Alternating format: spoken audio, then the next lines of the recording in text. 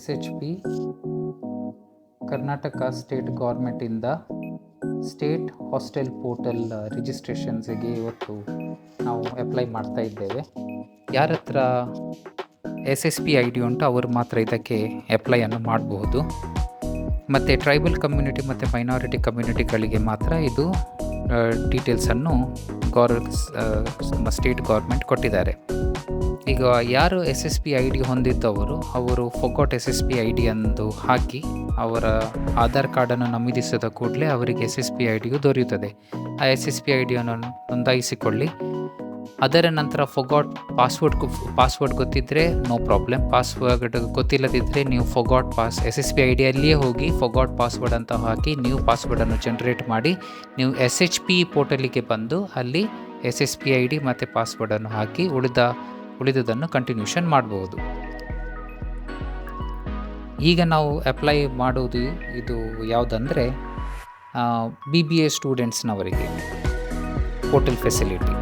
So BBA ಸ್ಟೂಡೆಂಟ್ಸ್ನವರಿಗೆ ಕೂಡ documents same ಆಗಿರ್ತದೆ. ನಂದು ಓಲ್ಡ್ ನೀವು ವಿಡಿಯೋ ನೋಡುವುದಾದರೆ ಅದರಲ್ಲಿ ನಾನು KSNC GNMನವರಿಗೆ ಮತ್ತು ಪ್ಯಾರಾಮೆಡಿಕಲ್ ಬೋರ್ಡ್ನವರಿಗೆ ಮತ್ತು ಈಗ ಇದು BBA ಸ್ಟೂಡೆಂಟ್ಸ್ನವರಿಗೆ, ಹಾಗೆಯೇ BSc ಕೂಡ ಉಂಟು. ಸೊ ಇದು BBA ಸ್ಟೂಡೆಂಟ್ಸ್ನವರಿಗೆ.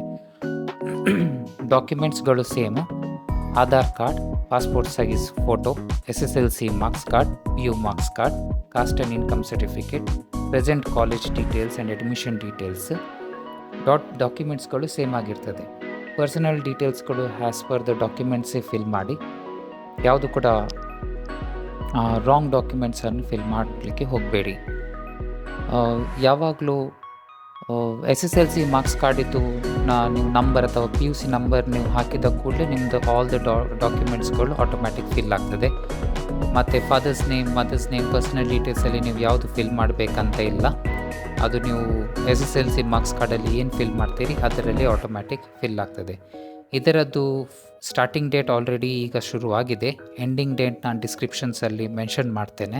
ಯಾಕೆಂದರೆ ಡೇಟ್ಗಳು ಆ್ಯಸ್ ಪರ್ ದ ಗೌರ್ಮೆಂಟ್ ರೂಲ್ಸಲ್ಲಿ ಪ್ರೆಸೆಂಟ್ ಡೇಟ್ ಕೊಡ್ತಾರೆ ಮತ್ತು ಅವರೇನು ಮಾಡ್ತಾರೆ, ಕೆಲವು ದಿನಾಂಕಗಳು ಮುಂದೂಡಿಸ್ತಾರೆ.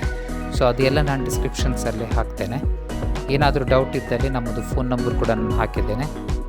ಸೊ ಅದಕ್ಕೆ ನೀವು ಕಾಂಟ್ಯಾಕ್ಟ್ ಮಾಡಿ ಡೀಟೇಲ್ಸನ್ನು ಕೇಳ್ಬೋದು.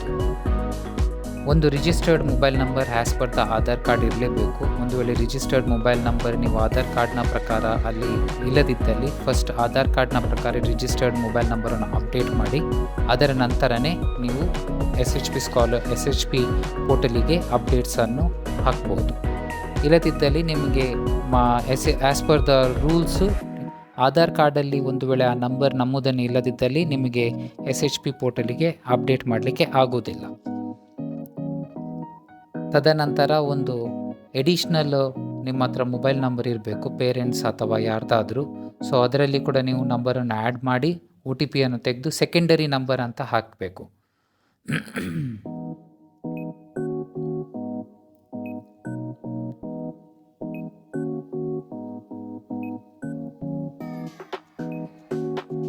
ಇಮೇಲ್ ಒಂದು ವೇಳೆ ಇಲ್ಲದಿದ್ದಲ್ಲಿ ಇಮೇಲ್ ಕ್ರಿಯೇಟ್ ಮಾಡಬೇಕು. ಹೊಸ ಇಮೇಲ್ ಕ್ರಿಯೇಟ್ ಮಾಡಿದ ನಂತರ ಎಲ್ಲ ಡೀಟೇಲ್ಸ್ಗಳನ್ನು ಅಪ್ಡೇಟ್ ಮಾಡಿ ಮತ್ತು ರೆಡ್ ಡಾಟ್ ಇರುವ ಎಲ್ಲ ಡೀಟೇಲ್ಸ್ಗಳು ಮ್ಯಾಂಡೇಟರಿಲಿ ಅಪ್ಡೇಟ್ ಮಾಡಲಿಕ್ಕುಂಟು. ಮಂಗಳೂರಲ್ಲಿ ಅಥವಾ ಎಲ್ಲಿಯಾದರೂ ನೀವು SHP ಸ್ಕಾಲರ್ಶಿಪ್ ಹಾಕೋದಾದರೆ ನೀವು ಎಲ್ಲಿ ನಿಲ್ತೀರಿ, ಯಾವ ಪ್ಲೇಸಲ್ಲಿ ನಿಲ್ತೀರಿ, PG ಆಗಲಿ, ಮನೆ ಆಗಲಿ ಅಥವಾ ರೆಂಟೆಡ್ ಹೌಸ್ ಆಗಲಿ, ಅದನ್ನು ಆ ಅಡ್ರೆಸ್ ಅಪ್ಡೇಟ್ ಮಾಡಬೇಡಿ. ನಿಮ್ಮದು ಅಡ್ರೆಸ್ ಆಧಾರ್ ಕಾರ್ಡ್ನ ಪ್ರಕಾರನೇ ಅಪ್ಡೇಟ್ ಮಾಡಿಕೊಳ್ಳಿ. ಪಾಸ್ಪೋರ್ಟ್ ಸೈಜ್ ಫೋಟೋ ನೀವು ಸ್ಕ್ಯಾನ್ ಮಾಡುವಾಗ 150 ಅಥವಾ 200 DPI ಕ್ಲಾರಿಟಿಯಲ್ಲಿ JPG ಫಾರ್ಮ್ಯಾಟಲ್ಲಿ ಅಪ್ಲೋಡ್ ಮಾಡಿಕೊಳ್ಳಿ. ಮತ್ತು ನಿಮ್ಮದು ಫೈನಲ್ ಕಾಪಿ ಬರುವಾಗ ನೀವು 2 ಸೆಟ್ಸ್ ಫೈನಲ್ ಕಾಪಿ ತಗೊಳ್ಳಿಕ್ಕುಂಟು. ಒಂದು ನಿಮ್ಮ ರೆಫರೆನ್ಸಿಗೆ, ಒಂದು ಕಾಲೇಜ್ ಕೇಳೋದಾದರೆ ಅಥವಾ ಅಲ್ಲಿ ನಿಮ್ಮದು ಹಾಸ್ಟೆಲಲ್ಲಿ ಕೇಳೋದಾದರೆ ಈ ಡಾಕ್ಯುಮೆಂಟನ್ನು ಕೊಡಬೇಕಾಗ್ತದೆ.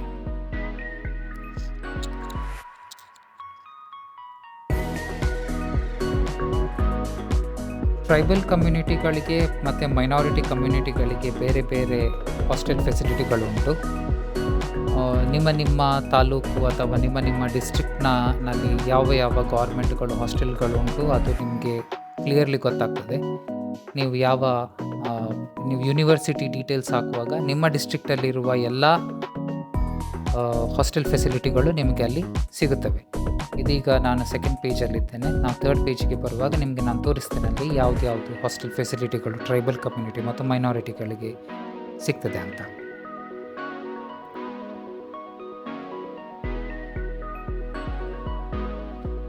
ಇವರು BBA ಕೋರ್ಸ್ ಮಾಡೋದ್ರಿಂದ ಇವರಿಗೆ ಯೂನಿವರ್ಸಿಟಿ ಬರೋದು ಬ್ಯಾಂಗ್ಳೂರು ಯೂನಿವರ್ಸಿಟಿ, ಮತ್ತು ಅವರು UG ಅಂಡರ್ ಗ್ರ್ಯಾಜುಯೇಟ್ನಲ್ಲಿ ಬರ್ತಾರೆ.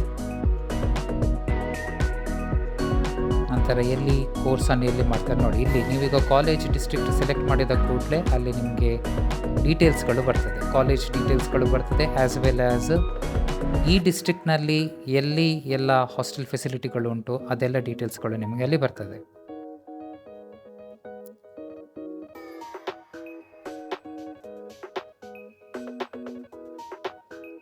ಈ ಫಾರ್ಮ್ಸನ್ನೆಲ್ಲ ಫಿಲ್ ಮಾಡುವಾಗ ಒಂದು ನೆನಪಲ್ಲಿಡಿ, ಕ್ಯಾಂಡಿಡೇಟ್ಸ್ಗಳು ನಿಮ್ಮೊಟ್ಟಿಗೆ ಇರಬೇಕು.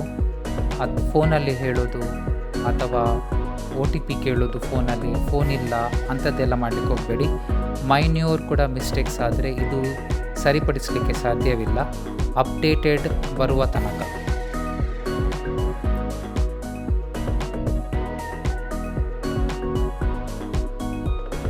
PUC ಬೋರ್ಡ್ ಆದರೆ PUC ರಿಜಿಸ್ಟ್ರೇಷನ್ ನಂಬರ್ ಹಾಕಿ, ಮಂತ್ ಪಾಸಿಂಗ್ ಡೇಟ್ ಮತ್ತು ಮಂತ್ ಪಾಸಿಂಗ್ ಇಯರ್ ಹಾಕಿದ ಕೂಡಲೇ ಗೆಟ್ ಡೀಟೇಲ್ಸ್ ಹಾಕಿದ ಕೂಡಲೇ ಎಲ್ಲ ಡೀಟೇಲ್ಸ್ಗಳು ಬರ್ತದೆ. ಮತ್ತು ಯಾವಾಗಲೂ ನೆಕ್ಸ್ಟ್ ಪೇಜಿಗೆ ಹೋಗುವಾಗ ಸೇವ್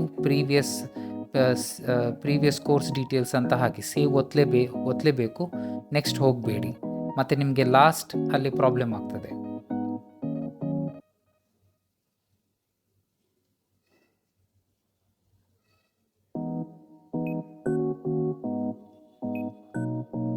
ಹೀಗೆ ಇವರು ಟ್ರೈಬಲ್ ಕಮ್ಯುನಿಟಿ ಆದ ಕಾರಣ ಇವರಿಗಿರೋದು ಸಿಂಗಲ್ ಹಾಸ್ಟೆಲ್ ಮಾತ್ರ ಫೆಸಿಲಿಟಿ ನೋಡಿ. ಈ ಸಿಂಗಲ್ ಹಾಸ್ಟೆಲಿಗೆ ಕ್ಲಿಕ್ ಮಾಡೋದು ಮತ್ತು ನೆಕ್ಸ್ಟ್ ಹಾಕೋದು, ಅವರಿಗೆ ನೋಡಿ ಜನ್ರೇಟ್ ಆಯ್ತಲ್ಲಿ ಅಪ್ಲಿಕೇಶನ್ ಫಾರ್ಮ್ ಜನ್ರೇಟ್ ಆಯಿತು ಅಷ್ಟೇ. ಮತ್ತು ಏನು ಮಾಡಲಿಕ್ಕಿಲ್ಲ, ಅವರು ಇದು ಹಾಸ್ಟೆಲ್ ಇದೆ ಅಡ್ರೆಸ್, ಒಂದೇ ಹಾಸ್ಟೆಲ್ ಇರೋ ಕಾರಣ ಏನು ಮಾಡಲಿಕ್ಕಿಲ್ಲ. ಸೊ 2 ಪ್ರಿಂಟೌಟ್ ತೆಗೆದು ಅವರಿಗೆ ಒಂದು ಸ್ಕೂಲಿಗೆ ಮತ್ತು ಕಾಲೇಜಿಗೆ ಕೊಟ್ಟರೆ, ಅಥವಾ ಯಾವುದಾದ್ರೂ ಒಂದು ಅವರಿಗೆ ಇಡಿ, ಒಂದು ಕಾಲೇಜಿಗೆ ಕೊಡಿ. ಮೋರ್ ಡೀಟೇಲ್ಸ್ ನೀವು ಸಬ್ಸ್ಕ್ರೈಬ್ ಮಾಡಿ ನಮ್ಮ ಚಾನಲ್ಗೆ. Thank you.